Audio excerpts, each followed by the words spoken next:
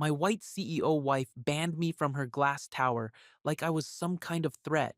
Security guards, whispered conversations, the whole humiliating show in front of her rich colleagues. She looked me dead in the eye and said I made her look wrong, that the oil on my hands didn't belong in her pristine world of marble floors and crystal chandeliers.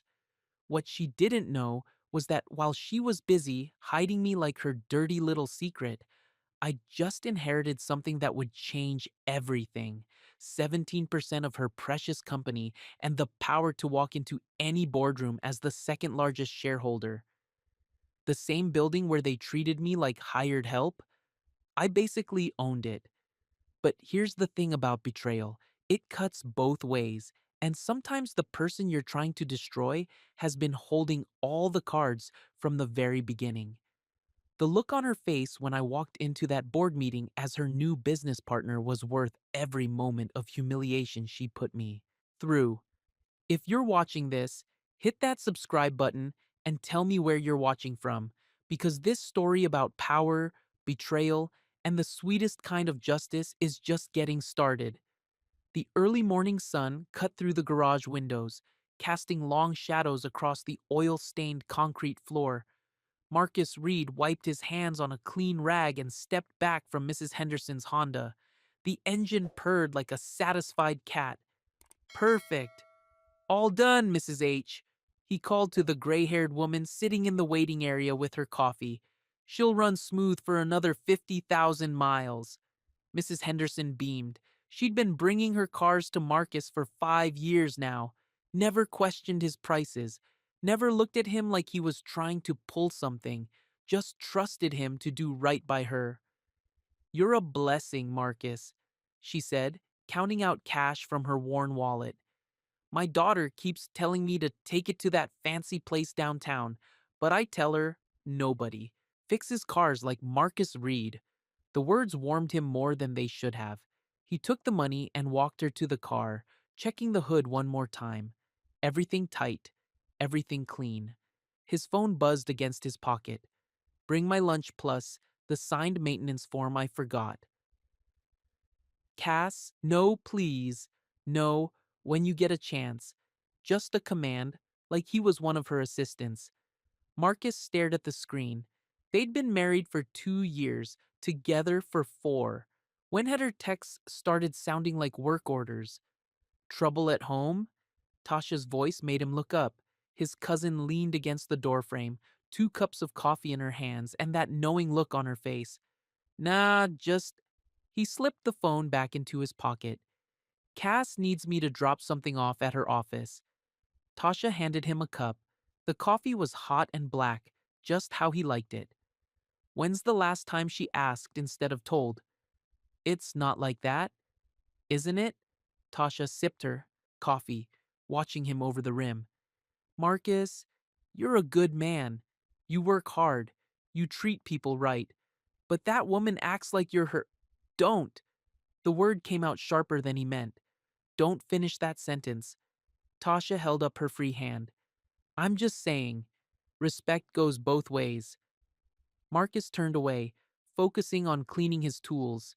Each wrench had its place, everything organized, everything under control, unlike the mess in his head. Those people don't see you the way we see you, Tasha said quietly. They look at your skin and your job and think they know your worth. And when your own wife starts thinking that way, Cass isn't like that. But even as he said it, his voice lacked conviction. Deep down, in that place he didn't like to visit, he wondered if Tasha might be right. 2 customers wandered in from the street, construction workers by their looks, paint-stained jeans and tired faces. They wanted brake pads checked. Marcus quoted them a fair price and got to work while they waited, talking loud enough for him to hear. My wife's always telling me what to do, one said, but least she don't have some fancy corner office where she can pretend I don't exist. The other man laughed. Rich wives are a different kind of problem. They forget where they came from real quick. Marcus tried to focus on the brake job, but their words stuck like gum on his shoe. He finished the work in silence and watched them drive away, their laughter echoing in the garage. His phone rang. Unknown number. He let it go to voicemail, then deleted it without listening. Probably another telemarketer trying to sell him something he didn't need. At lunch, he drove home to get Cass's forgotten items. The house sat in a quiet neighborhood, not rich, but comfortable. White picket fence, two-car garage, the kind of place he dreamed about as a kid in his grandmother's tiny apartment. Cass's lunch sat in the fridge, some fancy salad from that expensive place downtown. The maintenance form lay on the kitchen counter next to her coffee cup, lipstick stain on the rim like a red half moon. He wrapped the lunch carefully, wiped his hands clean, and changed into a fresh shirt, the one without oil stains, the one that might help him fit into her world, even for 20 minutes. Driving toward downtown, he caught himself rehearsing a smile in the rearview mirror, like he was going to a job interview instead of visiting his own wife. The thought made his stomach twist. The Whitmore Industries tower stretched 30 stories into the gray sky, all glass and steel and quiet power. Marcus had only been inside 3 times: their Christmas party 2 years ago, the day Cass introduced him to her father, and once when she'd forgotten her purse. Each time felt like walking into a museum where he wasn't supposed to touch anything. The lobby sparkled under crystal chandeliers. Marble floors reflected everything twice, making the space feel endless. Men in $1,000 suits moved like sharks through water, briefcases cutting clean lines through the air. Marcus stepped through the revolving door, and the atmosphere shifted. Conversations paused, eyes lingered. The security guard at the front desk straightened like a soldier seeing his commanding officer. "Excuse me," the guard said, his voice carrying across the lobby. "Who are you here to see?" The question hung in the air. Marcus walked to the desk, lunch bag in hand, trying to keep his movements casual. "My wife." The guard's eyebrows rose. "Your wife?" "Cassandra Whitmore. I'm bringing her lunch." "I'll need to verify that." The guard picked up his phone, finger hovering over the buttons. "Name?" "Marcus Reed." More stares. A woman in a designer suit whispered something to her companion. Marcus felt their attention like heat from a spotlight. The guard spoke into his phone, too quiet for Marcus to hear. Then he hung up and looked uncomfortable. "She's in a meeting. I can take that for you." "I'll wait." Marcus called Cass, straight to voicemail. He texted, "I'm downstairs. Have your lunch." The message showed as read immediately. No reply. "Sir?" The guard's voice had an edge now. "Maybe you should—" "Marcus." The voice was smooth, confident. Marcus turned to see Evan Klein walking across the lobby, his smile too wide and too white. Evan was the CFO, one of Cass's right-hand men. Tall, blonde, the kind of handsome that came from good genes and better money. "Evan?" Marcus nodded. "How's it going?" "Good, good, very good." Evan's eyes flicked to the lunch bag. "Deliveries usually go around back, you know. Loading dock. Much easier." The words hit like a slap. "I'm not making a delivery. I'm visiting my wife." "Of course." Evan's smile never wavered. "But standing here like this—" He gestured vaguely at Marcus, at his clean shirt and careful posture. "You don't want to give the wrong impression." "What impression would that be?" "Well—" Evan leaned closer, his voice dropping to a whisper that somehow felt like shouting. "Don't stand here like one." Before Marcus could respond, the elevator chimed. Cass stepped out with 2 executives Marcus didn't recognize. She wore her power suit, navy blue, sharp lines, the armor she put on for battle. She saw him and froze. The lobby went quiet. Even the fountain seemed to hold its breath. Cass looked at the crowd, at the eyes watching, at Evan standing too close to her husband. Her face transformed into something Marcus had seen before, but never directed at him. The cold mask she wore when she needed to win. "He's not allowed upstairs." The words cut through the silence like a blade. Marcus felt his stomach drop through the floor. Cassandra, he started. Security, she said, not looking at him. Please keep Mr. Reed in the lobby for everyone's comfort. Everyone's comfort. Like he was a threat. Like he was dangerous. Evan watched with satisfaction, his smile growing wider. The two executives exchanged glances. The woman by the fountain pulled out her phone, probably texting about the drama. Marcus tried to step closer. Cass, can we talk for a minute? Private? I'm late for a meeting. She still wouldn't meet his eyes. Very late. He held out the lunch bag. She didn't take it. Instead, a young woman, her assistant maybe, stepped forward and took it like it was contaminated. Cass leaned close then, close enough that Marcus caught her perfume, the same scent she'd worn on their first date, but when she spoke, her voice was harsh enough to draw blood. You smell like oil. Don't come here again. You make me look wrong. Wrong. The word echoed in his head as she walked away, heels clicking against marble, the executives flanking her like bodyguards. Marcus stood alone in the center of the lobby. The small chandeliers threw rainbow light across his face. The fountain gurgled its endless song. People pretended not to stare while staring anyway. He walked out without saying a word. Outside, the afternoon sun felt too bright, too hot. His hands shook as he unlocked his truck. He sat in the parking garage for 10 minutes, engine off, listening to the city move around him. Cars honking, sirens in the distance, life going on like nothing had changed. But everything had changed. His wife had banned him from her workplace like he was an embarrassment, called him a security risk in front of strangers, told him he made her look wrong. Marcus started the engine and drove back to his garage, where the smell of oil and honest work felt like coming home. The shop was busy when Marcus returned. Two customers waited for estimates. Another called about a transmission problem. The normal rhythm of work and conversation should have helped, but Marcus moved through it all like a ghost. Tasha noticed immediately. How'd it go? She asked during a lull, leaning against his workbench. Fine. The lie tasted bitter. Marcus, it was fine, Tasha. Just dropped off her lunch and came back. But his hands gave him away, shaking slightly as he organized tools that were already organized.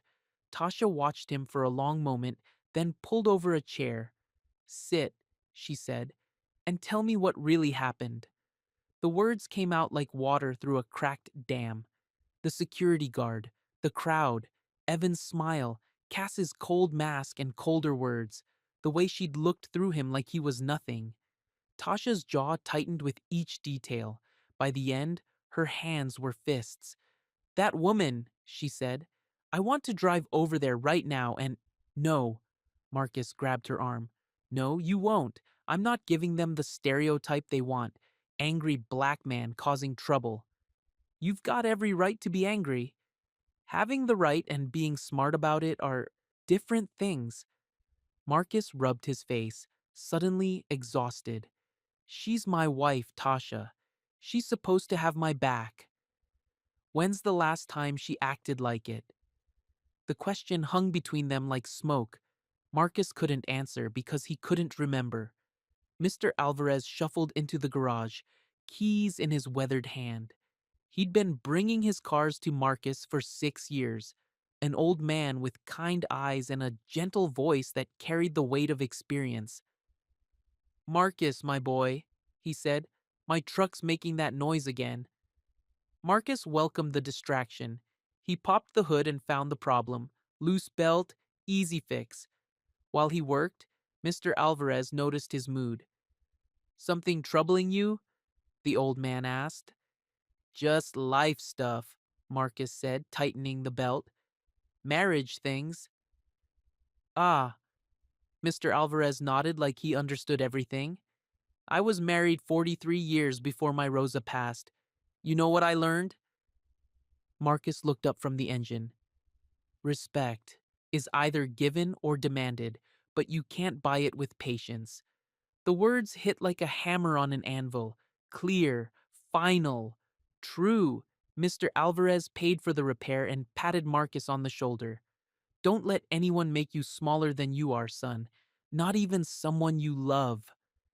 After he left, Marcus remembered the voicemail from earlier. He pulled out his phone and played the message. Mr. Reed, this is Patricia Daniels from the Morrison Estate Administration Office. I need to speak with you about a trust connected to your late mother, Joyce Reed. Please call me back at your earliest convenience. This concerns assets you may not be aware of. Marcus stared at the phone. His mother had died 3 years ago, and they'd gone through everything. There weren't any assets. She'd been a nurse, worked hard, saved what she could, but there was no hidden money. It had to be a scam. But something nagged at him. The woman had used his mother's full name, not just Joyce, but Joyce Reed. She'd known his mother was dead. Most scammers didn't do that much research. Tasha, he called. You ever heard of Morrison Estate Administration? She Googled it on her phone. Downtown office. Looks legitimate. Why? Marcus played her the voicemail. Tasha frowned, listening carefully. Could be real, she said. Could be fake. Only one way to find out. That evening, Marcus sat at the kitchen table, staring at the estate office's business card he'd found online. Cass came home late, breezing through the kitchen like she was avoiding him. Long day? She said without looking at him. We'll talk later. She disappeared upstairs. 20 minutes later, he heard the shower running. When she came to bed, she faced away from him, the space between them feeling like an ocean. Marcus stared at the ceiling, shame and anger wrestling in his chest. Shame for caring what those people thought, anger at Cass for caring more about their opinion than his, dignity. But underneath it all, something new was growing, something that felt like resolve. Tomorrow, he decided, he'd call the estate office back. Morning came gray and cold. Cass stood at the kitchen counter in her power suit, scrolling through emails and drinking coffee that cost more per pound than most people made in an hour. Marcus approached carefully, like walking toward a wounded animal. Cass, he said, about yesterday. She didn't look up from her phone. What about it? Why did you ban me like that? It was complicated. Her thumb kept scrolling. Headlines flashed by, stock prices, merger talks, things that mattered more than their conversation. Complicated? How? Marcus, please, I'm getting ready for work. Look at me. She finally lifted her eyes. For a second, he saw something that might have been guilt. Then it was gone. Why? He asked again. I was protecting you. From what? From those people. They don't understand. No. The word came out harder than he'd planned. You weren't protecting me from those people. You were protecting yourself. Her phone rang. She glanced at the screen and her face went pale. It's Mother, she said, then answered. Hi, Mom. Cass put the call on speaker while she gathered her papers. Vivian Whitmore's voice filled the kitchen, crisp, cold, every word pronounced like it was being carved in stone. Cassandra, we need to discuss yesterday's incident. Mother, we cannot have surprises in the lobby again. Do you understand me? The Hendersons were there. The Blackwells. People talk. It won't happen again, Cass said quickly. Marcus heard the words and felt something crack inside his chest. Won't happen again. Like he was the problem. Like he was the mistake. See that it doesn't, Vivian said. Image is everything, darling. Everything. The call ended. Cass grabbed her purse and headed for the door. Cass, I'm late. And she was gone.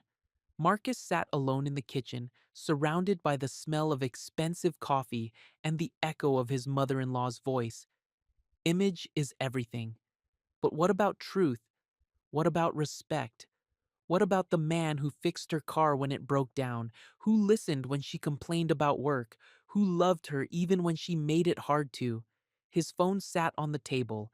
The estate office's number was still in his call history. Marcus picked up the phone and dialed. Morrison Estate Administration, this is Patricia. This is Marcus Reed. You called yesterday about my mother? Mr. Reed, yes. Thank you for calling back. Could you come in this afternoon? Say around 2 o'clock? What's this about? I'd rather discuss it in person. It's quite important. Marcus looked around the kitchen, at the fancy appliances, the granite counters, the life he'd built with a woman who was ashamed to be seen with him in public. I'll be there, he said. The Morrison Estate Administration office sat in a modest building downtown, nothing like the glass tower where his wife worked. The lobby was simple: beige carpet, comfortable chairs, motivational posters about planning for the future. Patricia Daniels was a small woman with gray hair and kind eyes that reminded Marcus of his mother's church friends. She led him into a conference room with a polished wood table and offered him coffee, which he accepted gratefully. Mr. Reed, she began, sliding a manila folder across the table. Your mother never told you about the Riverside Trust? The what? Please, look through these documents. Take your time. Marcus opened the folder.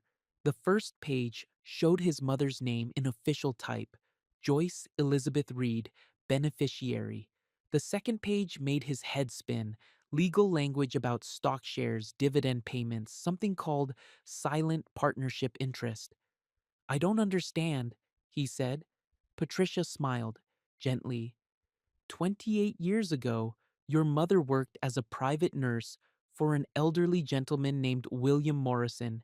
He was quite wealthy, owned significant portions of various companies. When he passed, he left your mother a small stake in several businesses as thanks for her care. Marcus stared at the papers. My mother was a nurse. She worked at the county hospital. She did both. Mr. Morrison required round-the-clock care during his final months. Your mother worked for him evenings and weekends. She never told anyone about the arrangement. He preferred privacy, and frankly, so did she. The room felt like it was spinning. Are you saying my mother owned stock in companies? One company in particular. Mr. Morrison held 30% of Whitmore Industries through various shell corporations. When he died, that stake was distributed among several people, including your mother. Marcus's mouth went dry. Whitmore Industries. That's my wife's company. Indeed, your mother held a 5% stake, which has grown considerably over the years due to stock splits and reinvestment of dividends. She never touched the money, just let it accumulate in the trust. Patricia pulled out another document. This one had bigger numbers, much bigger. Mr. Reed, when your mother passed 3 years ago, that stake transferred to you as her sole heir. With recent acquisitions and the current share price, your holdings are worth approximately $42 million. The words hit him like a physical blow. 42 million? And there's more? Patricia's voice was gentle but firm. The trust has been purchasing additional shares over the years, as specified in your mother's instructions. As of this morning, you own 17.3% of Whitmore Industries. Marcus set down his coffee cup before he dropped it. 17%, making you the second largest individual shareholder. Only Cassandra Whitmore holds more. 21% inherited from her father. The room went quiet except for the hum of fluorescent lights. Marcus read the documents again, but the numbers didn't change. $42 million, 17% of his wife's company. The company where she'd banned him from the lobby. Mr. Reed? Patricia's voice seemed to come from far away. Are you all right? Marcus looked up at her. Why didn't my mother tell me? According to her instructions, she wanted you to build your own path first. She was quite proud of your work ethic, your integrity. She didn't want wealth to change who you were becoming. And now? Now it's yours, along with all the rights that come with it. including a seat on the board of directors. Marcus leaned back in his chair. Through the window, he could see the Whitmore Industries tower in the distance, its glass surface reflecting the afternoon sun. Yesterday, security had treated him like a threat. Today, he owned 17% of the building. Tomorrow, everything would change. "What do I need to do?" he asked. Patricia smiled. "First, we make it official. Then, Mr. Reed, you take your seat at the table where you've always belonged." Marcus thought about Cass's cold voice in the lobby, about Evan's smug smile, about his mother-in-law's words. Image is everything. Maybe it was time to change the image. Maybe it was time to change everything. 3 days later, Marcus walked through the front doors of Whitmore Industries like he owned the place, because now he basically did. The same security guard from before looked up, recognition flickering in his eyes. But this time, Marcus didn't stop at the desk. He walked straight to the elevators, his new keycard in hand, the one Patricia had given him yesterday along with his official board member credentials. "Sir, excuse me," the guard called. Marcus turned back calmly. "Is there a problem?" "I... No, sir. Have a good day." The elevator ride to the executive floor felt different this time. Marcus watched the numbers climb, thinking about how 3 days ago he'd been banned from this same building. Now, he had every legal right to be here. More than that, he had power. The doors opened on the 20th floor. Marcus stepped into the executive suite, where polished wood and leather chairs spoke of old money and older traditions. "Mr. Reed?" An older man with silver hair and kind eyes approached. Harold Grayson, the company founder and chairman of the board. Marcus recognized him from family photos in Cass's office. "Mr. Grayson?" Marcus extended his hand. "Thank you for meeting with me." "Harold, please." Grayson's handshake was firm, genuine. "I knew your mother, you know. Joyce was a remarkable woman." Marcus felt his throat tighten. "She never told me about any of this. She wanted you to find your own way first. Wise woman." Grayson gestured toward his office. "Come, let's talk privately." The chairman's office overlooked the city, windows stretching from floor to ceiling. Marcus could see his garage from here, a tiny dot in the distance where honest work happened every day. "Your mother saved my father's life once," Grayson said, settling into his chair. "William Morrison. She worked as his private nurse during his final months. Never asked for anything extra, never treated him different because he was rich. Just cared for him." "So he left her stock in the company?" "A small percentage. But Joyce was smart. She reinvested every dividend, bought more shares when the price dropped, never sold a single one." Grayson pulled out a folder. Over the years, that small percentage grew and grew until now, 17%, making you the second most powerful voice on this board. Grayson leaned forward. "The question is, Marcus, what do you want to do with that power?" Before Marcus could answer, the office door burst open. Evan Klein strode in without knocking, his confident smile faltering when he saw Marcus. "Harold, I need to discuss the quarterly." Evan stopped mid-sentence, staring at Marcus. "What's he doing here?" "Mr. Reed is a board member now," Grayson said calmly. "The Morrison Trust has been activated." Evan's face went through several emotions: confusion, disbelief, then something that looked like fear. "Board member? But he's just—" "Careful, Evan." Marcus's voice was quiet but carried weight. "Choose your next words wisely." The room went silent. Evan looked between Marcus and Grayson, realizing the power dynamic had shifted in ways he didn't understand. "I'll come back later," Evan said, backing toward the door. "Actually," Marcus said, standing, "stay. We should talk." Evan froze like a deer in headlights. 3 days ago, you told me deliveries go around back. You said I was standing in your lobby like, what was it? Like one, what? Marcus, I didn't mean, yes, you did. Marcus stepped closer, not threatening, just present. You meant every word, just like you meant to embarrass me in front of my wife and her colleagues. Evan's face flushed red. Now listen here. No, you listen. Marcus's voice stayed calm, controlled. I own 17% of this company. That makes me your boss's boss's boss. So when you see me in this building, you remember that. Grayson watched the exchange with interest, saying nothing. You treat every person in this building with respect, Marcus continued, from the security guard downstairs to the cleaning lady who empties your trash, because respect isn't about money or position. It's about being human. Evan nodded quickly, sweat beading on his forehead. Of course, of course. Good. Marcus turned back to Grayson. I think we're done here for today. After Evan scurried out, Grayson smiled. Your mother would be proud. Word traveled fast in the executive suite. By lunch, everyone knew Marcus Reed wasn't just Cassandra's husband, he was a major shareholder with real power. Marcus spent the afternoon learning the building, meeting department heads, understanding how the company actually worked. Derek in facilities was happy to show him around. Lena from executive assistance was polite but nervous, probably remembering how she'd taken his lunch bag like it was contaminated.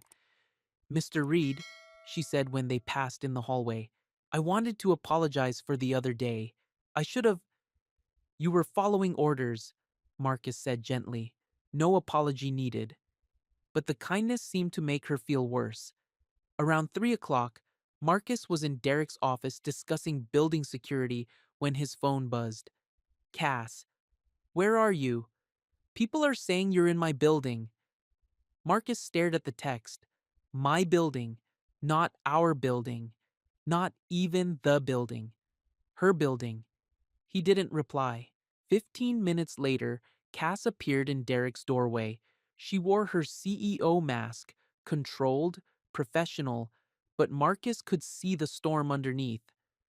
Marcus, she said, can I speak with you? Privately? Derek excused himself quickly, sensing the tension. When they were alone, Cass closed the door and turned on him.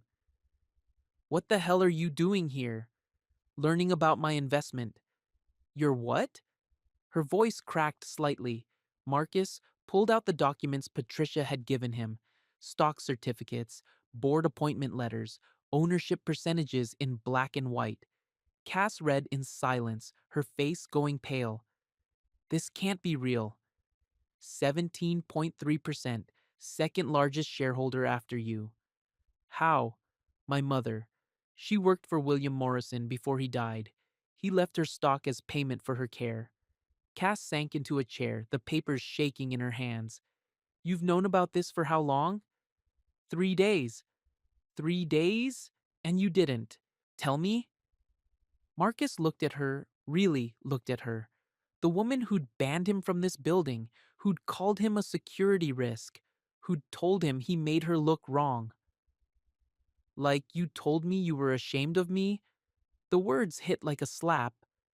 Cass flinched. Marcus, that's not. I wasn't. You weren't what? Ashamed? Embarrassed? Protecting your image? It's complicated. No, it's not. Marcus stood, taking the papers back. It's actually very simple. You chose them over me. Your mother's approval over your husband's dignity. Cass's eyes filled with tears, but Marcus felt nothing. The crying felt like another performance. What do you want from me? She whispered. I want you to choose. Choose what? Your marriage or your image? Because you can't have both. Marcus walked to the door, then paused. I'll be here tomorrow, and the day after that. This is my company too now, Cass. Get used to it. That evening, Marcus worked late at the garage. He needed the familiar rhythm of honest work, the smell of oil and metal that reminded him who he was beneath all this corporate drama. Tasha found him under the hood of a pickup truck at 8 o'clock. You planning to live under that hood? She asked. Marcus wiped his hands on a rag. Just thinking. About your fancy new job? Marcus had told her everything yesterday, the inheritance, the stock, the power he now held. Tasha had listened without interruption, then hugged him tight and said, Your mama's still taking care of you. It's not about the job, Marcus said now. It's about respect. And you get some today? From everyone except the person who matters most. Tasha leaned against the workbench. What did Cass say when she found out? She wanted to know why I didn't tell her sooner. The audacity. Tasha shook her head. That woman banned you from her building and she's upset you kept a secret? She's scared, Tasha. Scared. Of losing control. Good. She should be. Marcus looked at his cousin. Fierce, loyal, protective. You think I'm doing the right thing? I think you're finally doing something. That's what matters. They worked in comfortable silence for a while, Marcus fixing what was broken, Tasha organizing tools. Around 9, Marcus's phone rang. Cass. He let it go to voicemail. Then it rang again. And again. On the fourth call, Tasha grabbed the phone. Answer it or turn it off. But stop letting her control your peace. Marcus answered. What? Where are you? Cass's voice was tight with worry. You didn't come home for dinner. I'm working. Marcus, we need to talk about this. About us. About what happens next. What's to talk about? You made your position clear 3 days ago. That was a mistake. I was under pressure. From who? Your mother? Your colleagues? Your image consultant? Silence. Exactly. Marcus said, everyone's opinion matters except mine. That's not true. Prove it. How? Marcus thought about it. Tomorrow, there's a board meeting. 10 a.m. I want you to introduce me properly. Not as your husband who brings lunch, as your business partner. Your equal. Marcus, that's what it'll take, Cass. Public respect. Public acknowledgement that I belong in your world. And if I do that, then maybe we can start fixing what's broken between us. The line went quiet for a long moment. Okay, she said finally. I'll do it. Marcus hung up and looked at Tasha. Think she means it? Tasha asked. We'll find out tomorrow. The boardroom felt different when you belonged there. Marcus sat in his assigned seat, genuine leather, polished wood table, a brass nameplate that read, Marcus Reed, board member. Grayson had insisted on the nameplate, said it was important to make things official. Around the table sat 12 other board members. Old money, new money, family money. People who'd never worried about paying rent or fixing their own cars. But they looked at Marcus with something new now, respect born of ownership. Cass entered at exactly 10 a.m., her power suit armor in place. She moved through her opening remarks with practiced ease. Quarterly reports, budget projections, strategic initiatives, professional, competent, in control. Then she reached the agenda item Marcus had been waiting for. Before we move to new business, she said, I'd like to properly introduce our newest board member. Marcus felt the room's attention shift to him. Marcus Reed brings a unique perspective to our discussions. His background in small business operations and customer service excellence will benefit our strategic planning. Polite words, safe words, corporate speak that revealed nothing personal. Marcus waited. Mr. Reed holds 17.3% of company shares through the Morrison Trust, Cass continued. His ownership stake makes him the second largest individual shareholder. Murmurs around the table. Some board members had known about the trust activation, but others were clearly surprised. I look forward to working with Mr. Reed on future initiatives. Cass concluded. Mr. Reed. Not Marcus, not her husband, just another board member. It wasn't enough. Marcus stood. Thank you, Cassandra. If I may add something? Cass nodded, though her eyes showed uncertainty. I want to be clear about my position here, Marcus said, addressing the room. I'm not just an investor. I'm not just a board member. I'm also Cassandra's husband. The room went silent. A few board members glanced at each other. Some of you may have heard about an incident in the lobby last week. I was banned from this building and labeled a security risk. Cass's face went white. I want everyone to understand that was a mistake, a misunderstanding that's been corrected. I belong in this building, in this room, and in this company. Not because of my wife's position, but because of my own ownership and my own rights. Marcus looked directly at Cass. I hope we can all move forward with mutual respect and clear understanding of everyone's role here. He sat down. The silence stretched like a held breath. Finally, Grayson cleared his throat. Thank you, Marcus. Now, shall we move to the quarterly budget review? The meeting continued, but Marcus could feel the shift. He'd claimed his space publicly, made it clear he wouldn't be pushed aside or hidden again. When the meeting ended, board members filed out with polite nods in Marcus's direction. Respect, even if grudging. Cass lingered until they were alone. Why did you do that? She asked. Because you introduced me like a stranger. I was being professional. You were being ashamed. Still. Cass sat heavily in her chair. You don't understand the pressure I'm under. From who? Everyone. The board. My mother. The employees. They're all watching to see if I can handle this. Handle what? You. Us. This whole situation. Marcus stared at her. I'm a situation now? That's not what I meant. It's exactly what you meant. Marcus gathered his papers. You're still thinking about how this looks instead of how it feels. Marcus, wait. But he was already walking toward the door. I'll be in my office if anyone needs me, he said without turning around. His office. The words felt good to say. Marcus's new office was modest compared to Cass's corner suite, but it had windows and a door that locked. Real space, real power. He spent the afternoon reviewing company files, learning about departments and budgets and 5-year plans. The garage had taught him about customer service and honest work, but this was different. Bigger stakes, more complexity, decisions that affected hundreds of jobs. Around 4 o'clock, Evan knocked on his door. Got a minute? Evan asked, his earlier smugness replaced by careful politeness. Come in. Evan sat across from Marcus's desk, hands clasped like a job applicant. I wanted to apologize for yesterday and for last week in the lobby. Go on.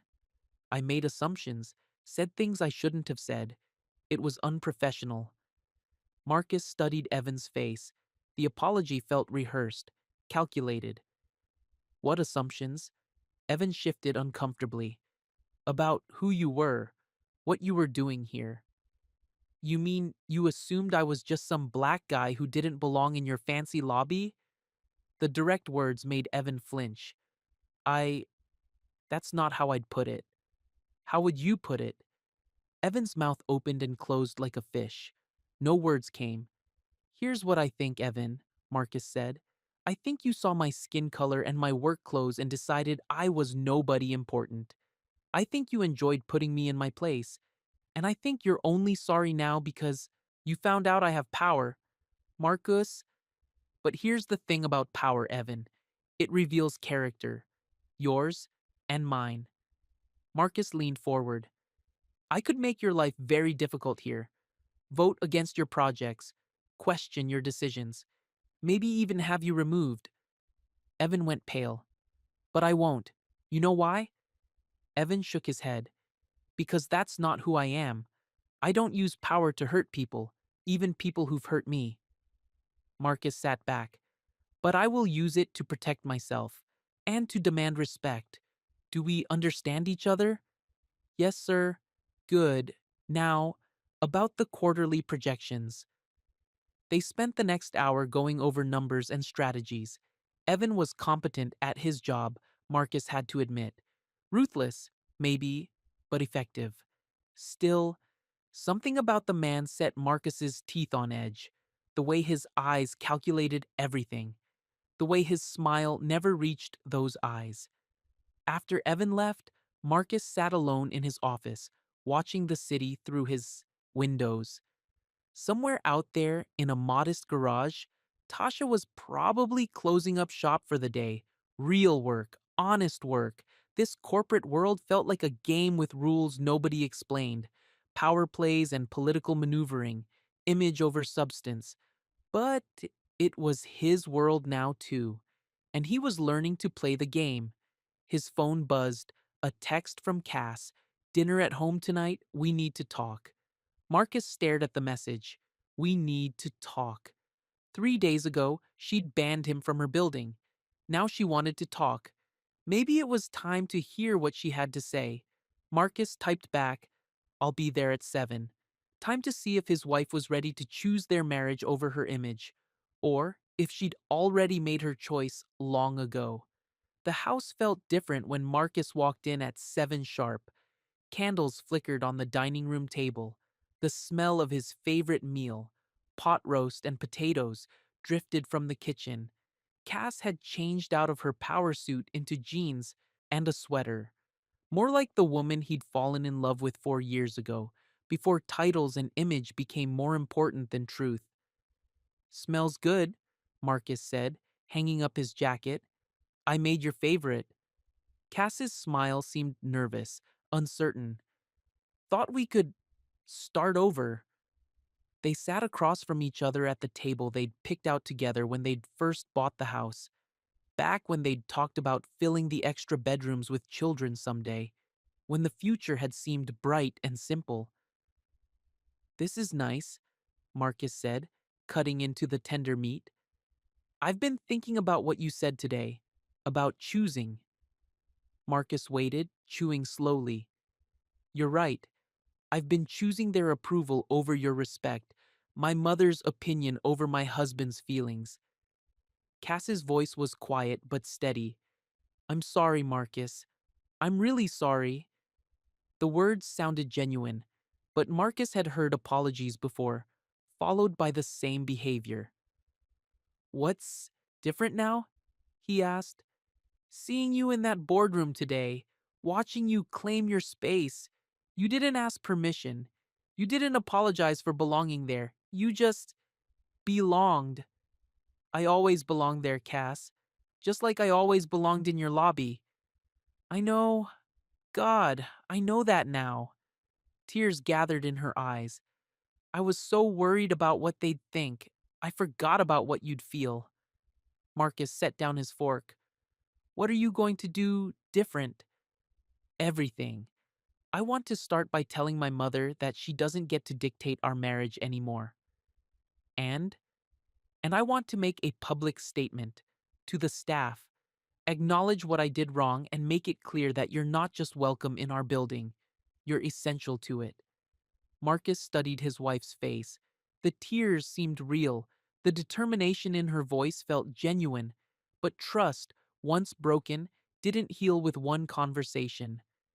Actions, not words, Marcus said. I know. And if your mother pushes back, then she pushes back. This is my marriage, not hers. They finished dinner in comfortable silence. For the first time in months, Marcus felt like he was sitting across from his wife instead of Whitmore Industries' CEO. Later, as they cleaned dishes together, Cass asked, Can we fix this? Us? Marcus dried a plate carefully, thinking, I don't know, but I know this. I won't be hidden again. I won't be treated like I'm less than. And I won't pretend to be smaller than I am to make anyone else comfortable. I wouldn't ask you to. You did ask me to. For 2 years. The words hung between them like a bridge neither was sure they could cross. Then let me prove I've changed, Cass said. Give me a chance to show you. Marcus nodded slowly. Okay, but Cass, this is the only chance you get. Use it wisely. That night, they slept in the same bed for the first time in a week. Not touching, but not miles apart either. It felt like a beginning. Or maybe it was just hope dressed up like progress. Time would tell. 2 weeks later, Marcus thought they were making progress. Real progress. Cass had stood up to her mother in a phone call that ended with Vivian hanging up in fury. She'd made a point of walking through the building with Marcus, introducing him to department heads as her husband and business partner. She'd even laughed at one of his jokes during a staff meeting, the first genuine laugh he'd heard from her in months. Small steps, but they felt like giant leaps. Marcus was reviewing quarterly reports in his office when Derek knocked on his door, looking uncomfortable. Mr. Reed, sorry to bother you, but there's something you should know about. Come in. Marcus gestured to the chair across from his desk. What's going on? Derek fidgeted with his tablet. It's about the building access protocols. Someone requested a change to the security system. What kind of change? Additional screening requirements, background checks for anyone without executive clearance, enhanced visitor protocols. Derek looked miserable. The request came through official channels yesterday. Marcus felt a cold weight settle in his stomach. Who requested it? Mrs. Whitmore and Mr. Klein. The words hit like a physical blow. My wife requested enhanced security protocols? The justification mentioned recent security concerns and the need to protect company assets. Derek couldn't meet Marcus's eyes. It specifically mentions reviewing access for all non-employee individuals, even family members. Marcus stared at the wall behind Derek's head. Even family members, even him. When does this go into effect? Monday. I'm sorry, Mr. Reed. I thought you should know. After Derek left, Marcus sat alone in his office, the quarterly reports forgotten. Outside his window, the city moved on like nothing had changed. But everything had changed. Again. Cass had looked him in the eye at dinner last night and talked about their plans for the weekend. She'd kissed him goodbye this morning like a loving wife, and she'd spent yesterday crafting new ways to keep him out of her building. The pattern was clear now. Public gestures when it served her image, private betrayals when she felt threatened. Marcus picked up his phone and called Grayson. Harold, it's Marcus. I need to see you. Now. Grayson listened without interruption as Marcus explained the security protocol changes. The older man's face grew grimmer with each detail. She didn't discuss this with you? Grayson asked. We had dinner together last night. She said nothing about it. And Evan co-signed the request? According to Derek, yes. Grayson pulled out his phone and made a quick call. Legal? I need to see the security protocol change request from yesterday. Full documentation. 20 minutes later, a stack of papers sat on Grayson's desk. Marcus read them with growing anger. The language was careful, professional, but the intent was clear. Create barriers that would effectively ban him from the building without explicitly saying so. Background checks for family members, Marcus read aloud. Enhanced screening protocols. Review of all non-essential access. It's cleverly written, Grayson admitted. Technically applies to everyone, but in practice, it targets me. Marcus set down the papers. The black husband who makes his wife look wrong. What do you want to do about it? Marcus thought for a long moment. Can these protocols be overruled? By board vote, yes. You'd need a majority. How many votes do I control? Grayson consulted a document. Your 17% gives you significant influence. Plus my support, I control 12% through various trusts. Plus the Morrison Family Foundation, which still holds 8%. He did quick math. That's the 37%. You'd need to convince some other board members, or find another way. What are you thinking? Marcus stood and walked to the window, looking down at the city below. I'm thinking it's time to stop playing defense. Marcus, she wants to play games? Fine, but I won't be the only one with something to lose. Grayson's voice carried a warning. Be careful. Corporate warfare can get ugly fast. It's already ugly, Harold. I'm just finally ready to fight back. That afternoon, Marcus met with 3 other board members privately. He didn't mention the security protocols or his personal situation. Instead, he talked about leadership transparency and accountability. I'm concerned about decision making processes, he told Margaret Thornton, who controlled 6% of company shares through her late husband's estate. Important changes being made without full board consultation. What kind of changes? Security protocols, operational procedures, things that affect everyone but only get rubber stamped by a few. Margaret frowned. I wasn't consulted about any security changes. Exactly my point. Similar conversations with Robert Chen and Elizabeth Santos yielded similar concerns. None of them liked being excluded from decisions that affected company operations. By 5 o'clock, Marcus had quiet commitments from enough board members to challenge any policy changes, but he didn't plan to use them yet. First, he wanted to see how far Cass would take her betrayal. Marcus drove home through rush hour traffic, his mind working through possibilities. The garage called twice about parts deliveries, normal business that felt like a different universe from the corporate chess game he was now playing. Cass was already home when he arrived, standing in the kitchen with a glass of wine and her phone pressed to her ear. No, mother, I told you, that's not happening.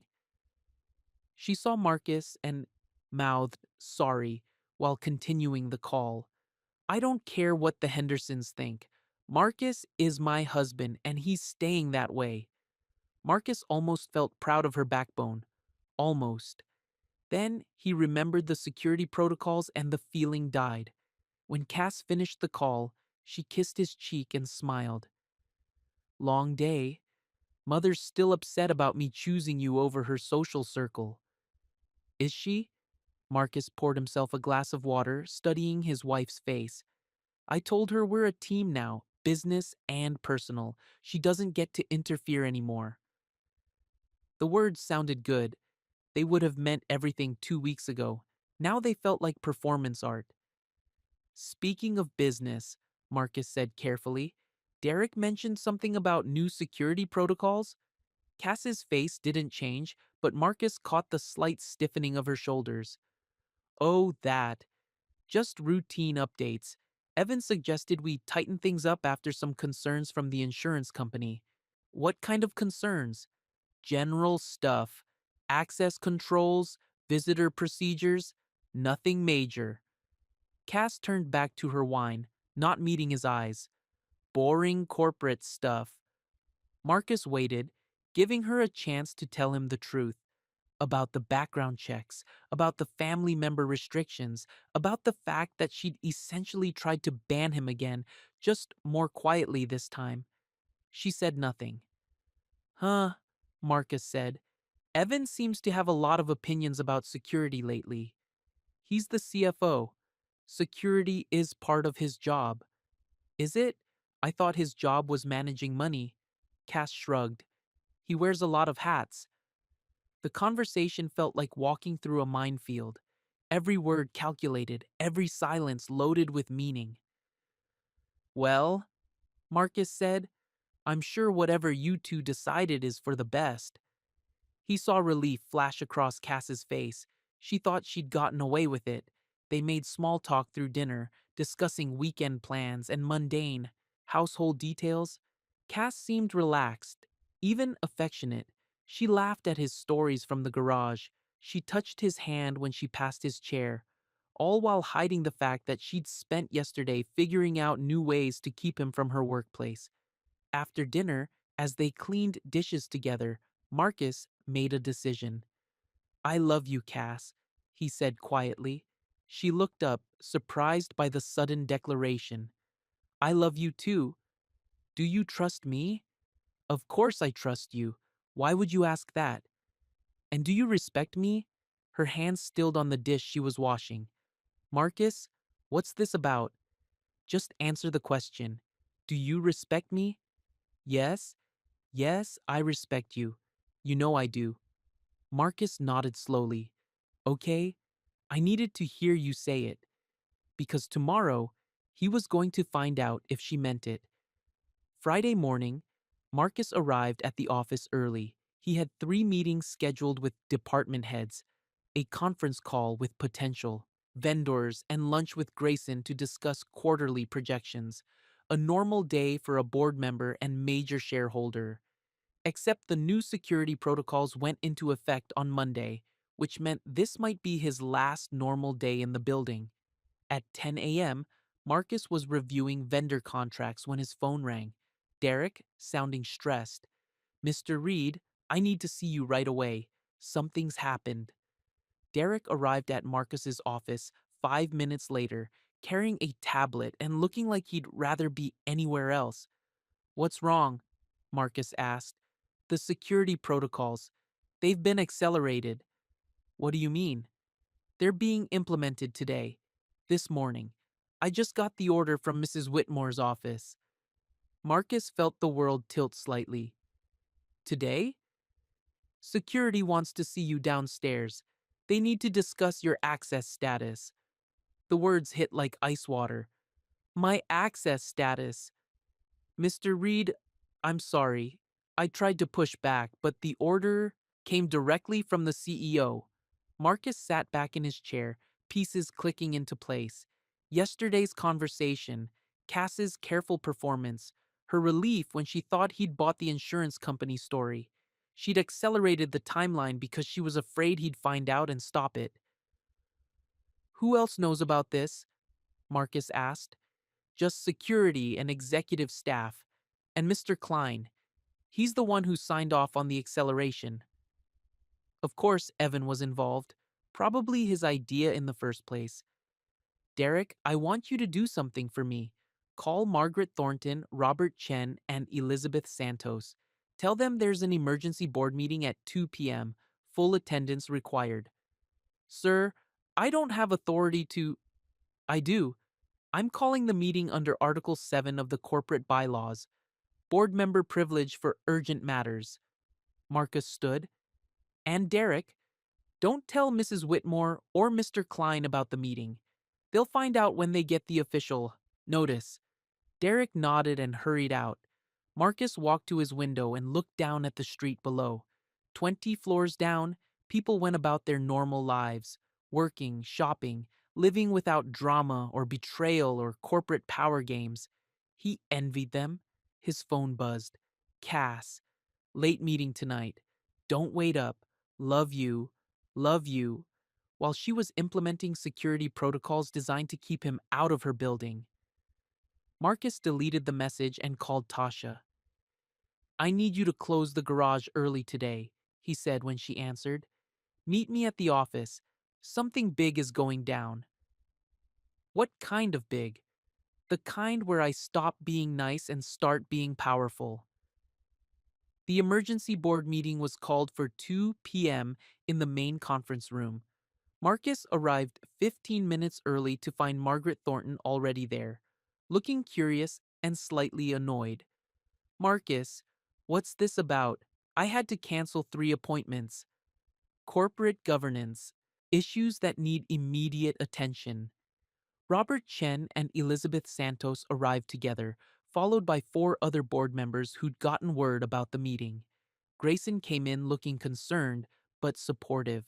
At exactly 2 o'clock, Cass burst through the doors with Evan close behind. Both looked furious and caught off guard. What is this? Cass demanded. I wasn't notified of any board meeting. Emergency session, Marcus said calmly. Article 7, please take your seats. Evan whispered something urgent in Cass's ear. She shot a sharp look at Marcus, then sat down with barely controlled anger. This meeting is about transparency and decision making authority, Marcus began, standing at the head of the table. Specifically, major policy changes being implemented without proper board oversight. What policy changes? Elizabeth Santos asked. Marcus pulled out the security protocol documents. New building access restrictions, background checks for family members, enhanced screening that effectively creates barriers for certain individuals. Murmurs around the table. Several board members looked confused. They hadn't been informed about any security changes. These protocols were developed and implemented without board consultation, Marcus continued. They affect company operations and potentially expose us to discrimination liability. That's ridiculous, Evan interjected. These are routine security measures. Routine measures that specifically target family members for additional screening? Marcus looked directly at Cass. Measures that create different access standards based on personal relationships rather than business necessity? Margaret Thornton leaned forward. I wasn't consulted about any family member restrictions. Neither was I, Robert Chen added. Cass's face had gone pale, but her voice stayed controlled. These protocols apply to everyone equally. Do they? Marcus opened his folder again. Because the implementation timeline was accelerated this morning, without notice, and security was instructed to review my access immediately. The room went dead silent. You're out of line, Evan said, but his voice lacked conviction. Am I? I'm a board member and major shareholder being subjected to special screening procedures. If that's not a governance issue, what is? Grayson cleared his throat. Marcus has a point. Major policy changes should be reviewed by the full board. I move to suspend implementation of these protocols pending full board review, Marcus said. Seconded, Margaret said immediately. Cass found her voice. You can't suspend operational security measures. I can if they're discriminatory or implemented without proper authority. Marcus looked around the table. All in favor of suspension? 8 hands went up. Only Cass, Evan, and 2 of Evan's allies voted against. Motion passes, Grayson announced. The security protocols are suspended pending full review. Evan's face was red with anger. This is corporate sabotage. Marcus turned to face him directly. No, Evan. Corporate sabotage is what you and my wife have been doing to me for weeks. The words hung in the air like smoke. Every board member stared at Marcus, then at Cass, understanding dawning on their faces. Marcus, Cass started. Don't. His voice was quiet but final. Just don't. Marcus gathered his papers and walked toward the door. At the threshold, he turned back. This meeting is adjourned. And Cass, when you're ready to have an honest conversation about our marriage and our business relationship, you know where to find me. He left them sitting in stunned silence. Marcus drove straight to the garage where honest work and familiar sounds could drown out the noise in his head. Tasha was waiting with coffee and questions. How'd it go? I won the battle. Probably lost the war. Marcus told her everything. The security protocols, the emergency meeting, the look on Cass's face when she realized she'd been outmaneuvered. Good for you, Tasha said. About time you stopped letting them push you around. It doesn't feel good, Tasha. It feels like I just burned down my marriage to make a point. Your marriage was already burning. You just stopped pretending the smoke was fog. Marcus worked on a transmission for the rest of the afternoon, losing himself in the familiar rhythm of diagnosis and repair, problems with clear solutions, parts that either worked or didn't, unlike marriage, which was all gray areas and broken trust and love mixed up with betrayal. Around 6 p.m., his phone started ringing. Cass. He let it go to voicemail. Then it rang again, and again. On the 5th call, Tasha grabbed the phone.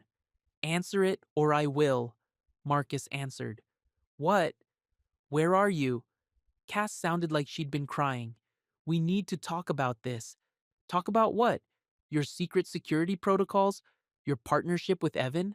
Your lies about insurance companies? Marcus, please, come home. Let me explain. Explain what?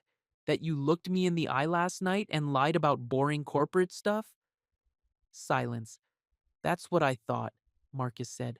I'll be home when I'm ready to hear the truth, not another performance. He hung up and went back to work, but his hands were shaking, and for the first time in his life, he couldn't focus on fixing what was broken in front of him, because some things, once broken, couldn't be repaired, and marriage might be one of them. Marcus didn't go home that night. He slept on the small couch in his office at the garage, staring at the ceiling until dawn crept through the windows. Tasha arrived early with coffee and breakfast sandwiches, taking one look at his face and setting down the food without a word. You look like hell, she said finally. Feel worse. Marcus rubbed his eyes, trying to shake off the weight of exhaustion. Cass called 12 times last night. Did you listen to the messages? The first three, same thing every time. She's sorry, it's complicated, she can explain everything. Marcus stood and stretched his aching back. But she can't explain why she looked me in the eye and lied. Again. His phone buzzed. Another call from Cass. Marcus turned it off completely. What's your plan? Tasha asked. Marcus thought about it while he sipped his coffee. I'm going to end this. All of it.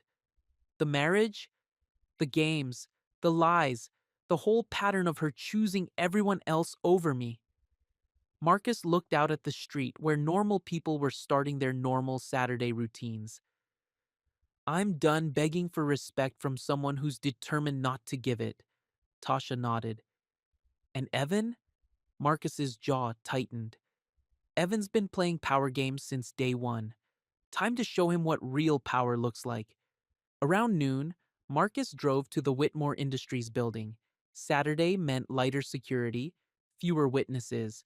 Perfect for what he needed to do. Grayson was waiting in his office, as they'd arranged. The older man looked tired but determined. You sure about this? Grayson asked. I'm sure. Marcus set down a folder of documents. I want Evan removed. Clean, legal, by the book. No drama, no scenes, just gone. The votes are there. Your 17%, my 12%, plus Margaret and Robert's support. That's enough. What's the procedure? Emergency board session on Monday. Vote of no confidence in the CFO. Simple majority wins. Grayson leaned back in his chair. But Marcus, this will create chaos. Evan has allies, contracts, ongoing projects. Chaos for who? The man who's been undermining board members and implementing discriminatory policies? Marcus's voice stayed calm, but steel ran underneath. Harold? He called me a security risk. He told me I didn't belong in that lobby. Yesterday, he tried to have me banned again through backroom deals. And Cassandra was part of that. Yes, she was. Marcus met Grayson's eyes.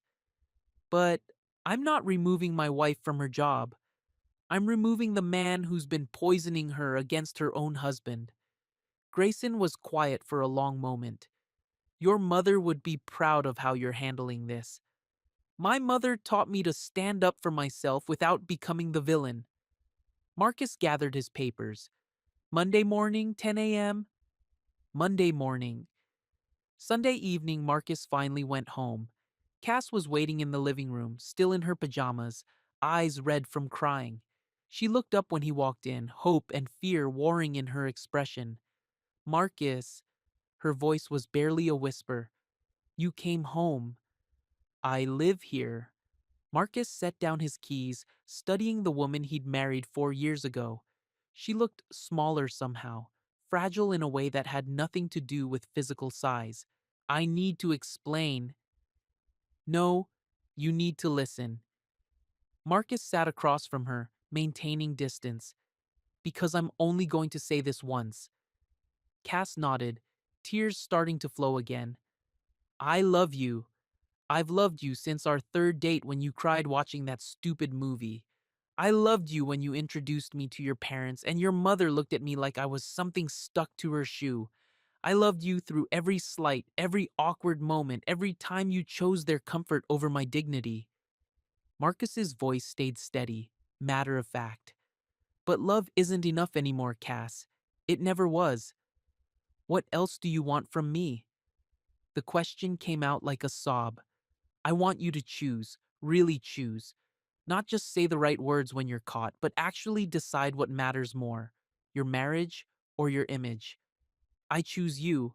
I choose us. Do you? Because 3 days ago you signed papers designed to keep me out of your building, while telling me you loved me while planning our weekend together. Marcus leaned forward. That's not choosing me, Cass. That's managing me. She flinched like he'd slapped her. I was scared. Evan said the board was asking questions about security, about family access. He made it sound like it was necessary. Evan? The name tasted bitter in Marcus's mouth. Always Evan. Do you hear yourself? Your husband tells you something feels wrong, but you trust the man who's never liked me over the man who shares your bed. It's not like that. It's exactly like that. Marcus stood. Evan whispers poison in your ear about security risks and family access, and you believe him.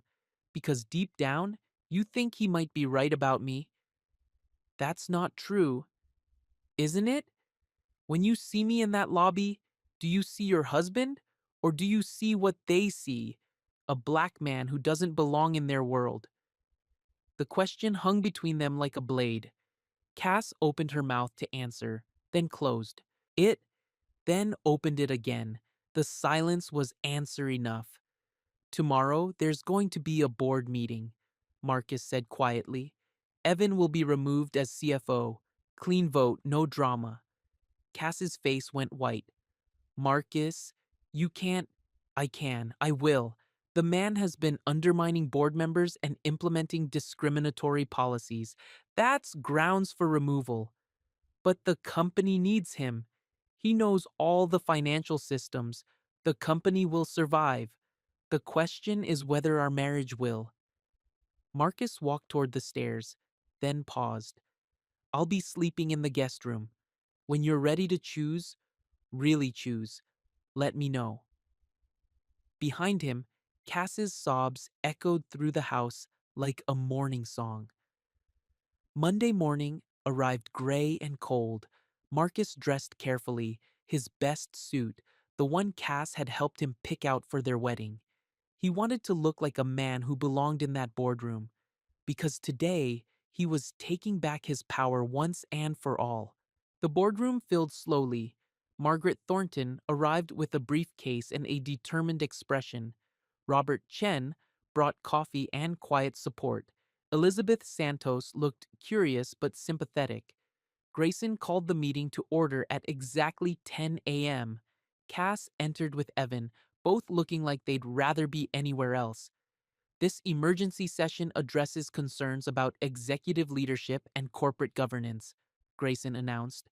Mr. Reed has requested a formal review of the CFO position. Evan's face flushed red. This is ridiculous. I've done nothing wrong. Haven't you?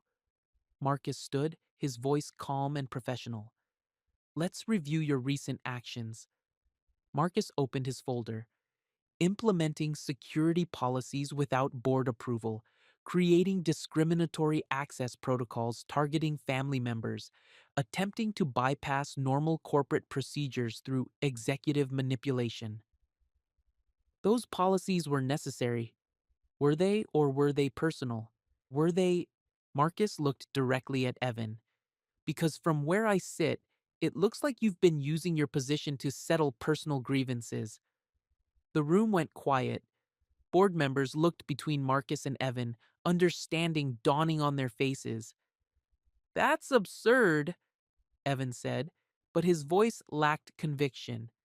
Is it? 3 weeks ago, you told me deliveries go around back. You said I was standing in the lobby like, what were your exact words? Evan's mouth opened and closed. No sound came out. You treated a board member and major shareholder like hired help.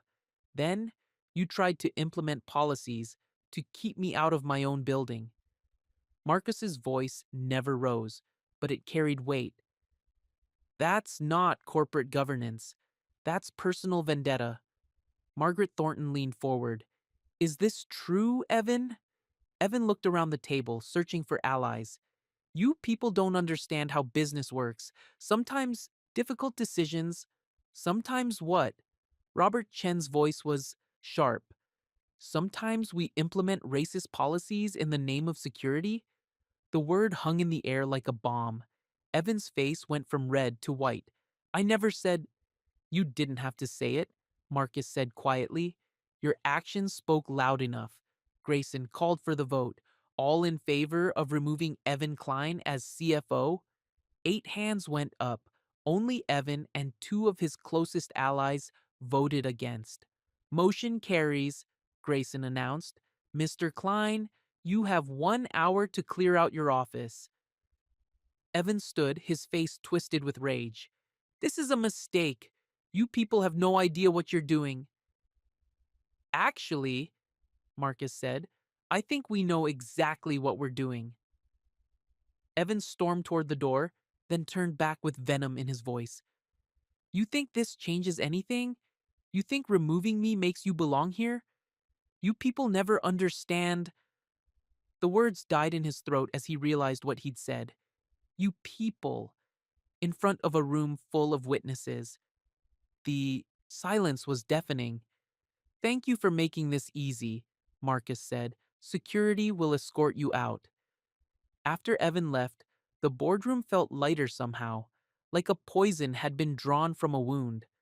Well, Margaret said, that was illuminating. Marcus looked at Cass, who had watched the entire proceedings in stunned silence. She met his eyes for a moment, then looked away. If there's no further business, Grayson said, this meeting is adjourned. Board members filed out with quiet congratulations for Marcus. Respectful handshakes, genuine recognition. For the first time since this whole mess started, Marcus felt like he truly belonged in that room. Later that afternoon, Cass knocked on Marcus's office door. She looked smaller than usual, humbled in a way he'd never seen before. Can I come in? Marcus gestured to the chair across from his desk. What can I do for you, Mrs. Whitmore? The formal address made her flinch. I wanted to apologize for everything. Which part? Banning me from the lobby? The secret security protocols? Or trusting Evan over your own husband? Each question hit like a physical blow. All of it. I was wrong, Marcus. About everything. Yes, you were. The simple agreement seemed to break something inside her. Tears started flowing again, but Marcus felt nothing. The crying felt like performance art, dramatic, attention-seeking, designed to make him the bad guy for not comforting her. I know sorry isn't enough, she said, but I want to make this right. I want to fix us. How? However you want. I'll do whatever it takes. Marcus studied her face, searching for something genuine beneath the desperation. You saw what happened in that boardroom. You heard what Evan said. You people. And you still defended him afterward. I was in shock. You were protecting your ally, even after he showed his true colors. Marcus leaned back in his chair. That tells me everything. I need to know about where your loyalties really lie. My loyalty is to you, to us. Is it? Because your actions say otherwise. Cass was quiet for a long moment. When she spoke again, her voice was barely a whisper. What do you want from me, Marcus? Tell me what to do. I want you to stop asking me what I want and start figuring out what you want. Because until you decide who you are, my wife or Vivian Whitmore's daughter, We can't move forward. Marcus stood and walked to his window, looking down at the street below. I won't be hidden anymore, Cass. I won't be managed or contained or treated like your dirty secret. If that makes you uncomfortable, then maybe you need to decide if you can live with the discomfort. And if I can't, Marcus turned to face her, then we both know where we stand. Cass left without another word, her heels clicking against the polished floor like a countdown timer. That evening, Marcus went to the garage. Working on cars had always cleared his head, and tonight he needed clarity more than ever. Tasha found him under the hood of a pickup truck at 8 o'clock. Heard about the board meeting, she said. How'd it feel? Good, clean. Marcus tightened a belt, checking the tension. Evan's gone.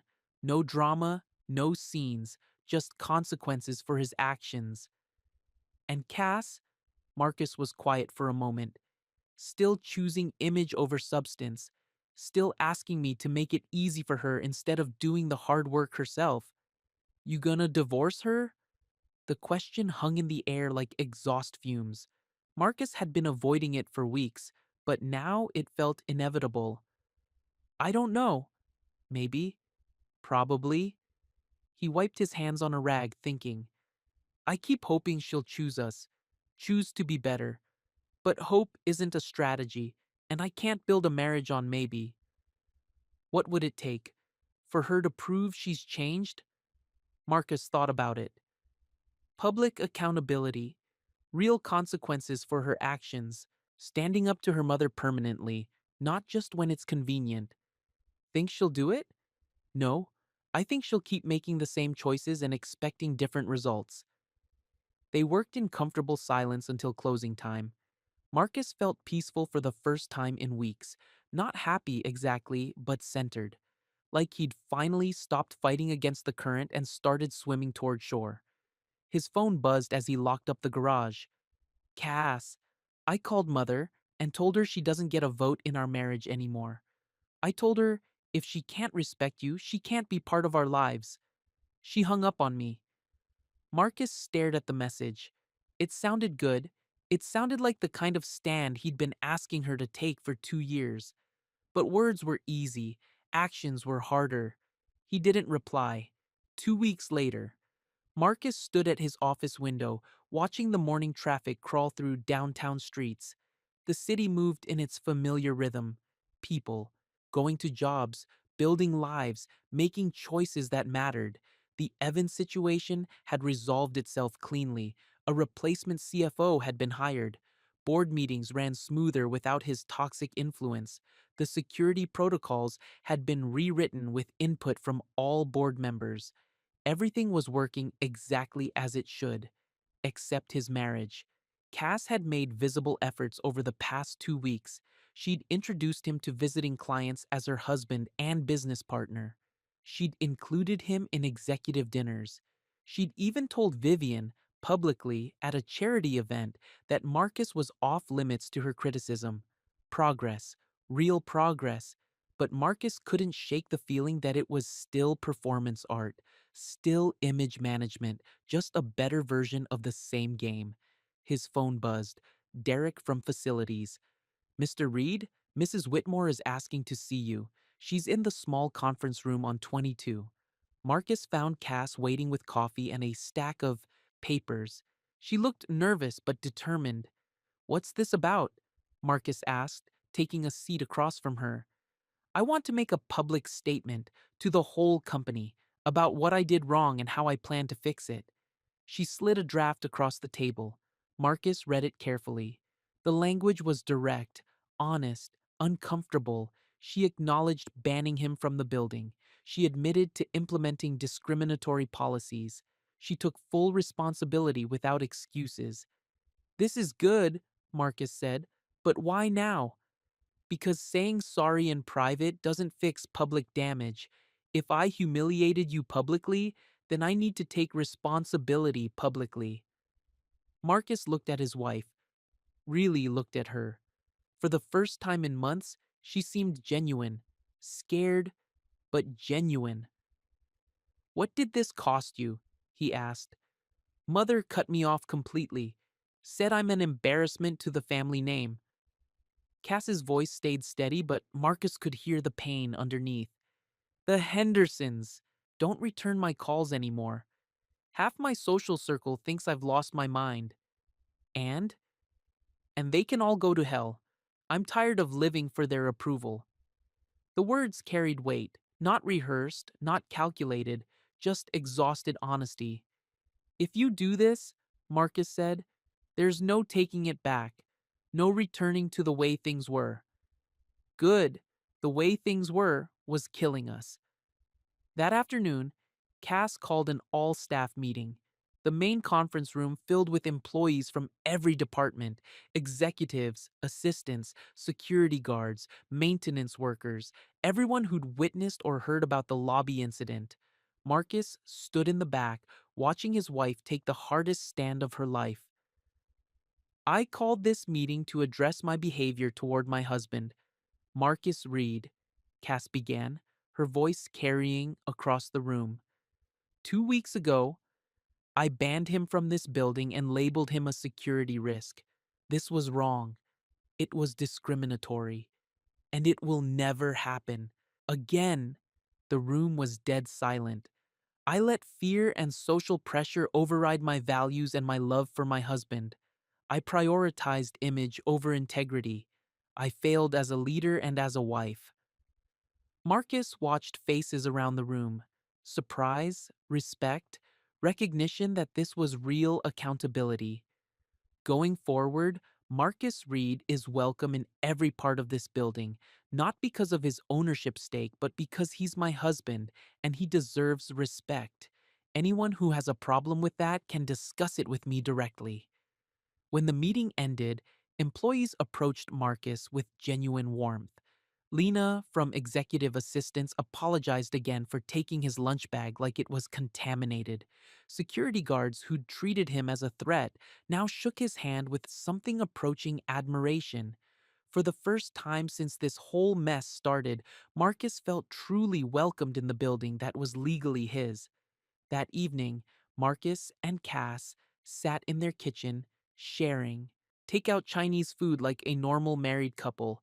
The conversation was careful but real. No performances, no hidden agendas. "Thank you," Marcus said, "for what you did today.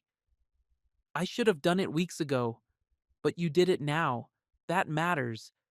They ate in comfortable silence for a while. Outside, the neighborhood settled into evening routines. Kids called in from playing, porch lights flickering on, the ordinary rhythms of ordinary lives. "Are we going to be okay?" Cass asked quietly. Marcus considered the question honestly. "I don't know. We've got a lot of damage to repair. But you're willing to try?" "I'm willing to see what happens, one day at a time." It wasn't a fairy tale ending. It wasn't even a guarantee. But it was honest, which was more than they'd had in months. Later that night, Cass asked if he wanted to sleep in their bedroom again. Marcus chose the guest room instead, not as punishment, but because trust rebuilt slowly, and he wasn't ready to pretend everything was fixed. Some progress couldn't be rushed, but it was progress. 6 months later, Marcus parked his black Mercedes outside the Whitmore Industries building, checking his watch. 10 a.m. sharp. Perfect timing for his meeting with the new marketing director. The lobby felt different now, not just because people greeted him by name, but because he belonged there without question. His nameplate was on the directory. His keycard opened every door. His opinion carried weight in every meeting, not because people feared him, but because they respected him. The security guard from that first horrible day approached with a professional smile. "Good morning, Mr. Reed. Conference room B is ready for your 10 o'clock. "Thank you, James." Marcus had learned all their names now. James had 2 kids in college and coached Little League on weekends. Human beings, not obstacles. The meeting went well. Discussion of a new customer, service initiative based on Marcus's garage experience, real input on real decisions that would affect real people. Afterward, Marcus stopped by Cass's office. She was on a call with investors, but she smiled and gestured him in. While she talked quarterly projections and growth strategies, Marcus watched her work. She was good at her job, always had been. The problem had never been competence, it had been character.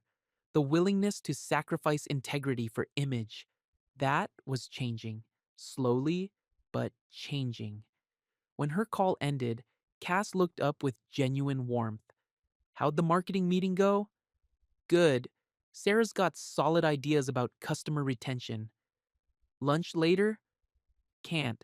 I've got 3 cars waiting at the garage. Marcus had kept the garage, working there 3 days a week. Real work with his hands, honest transactions with people who valued competence over connections. The corporate world was fine, but the garage was home. Dinner tonight? Cassie asked. I'll cook. Sounds good. Marcus kissed her cheek, a small gesture but genuine. They were rebuilding, piece by piece, choice by choice. Some days were easier than others. Some days felt like starting over completely. But they were both trying, really trying. That afternoon, Marcus worked on Mrs. Henderson's Honda again. Different problem this time, but same satisfied customer. While he replaced her brake pads, she told him about her granddaughter's graduation. She's going to be a lawyer, Mrs. Henderson said proudly. First one in our family.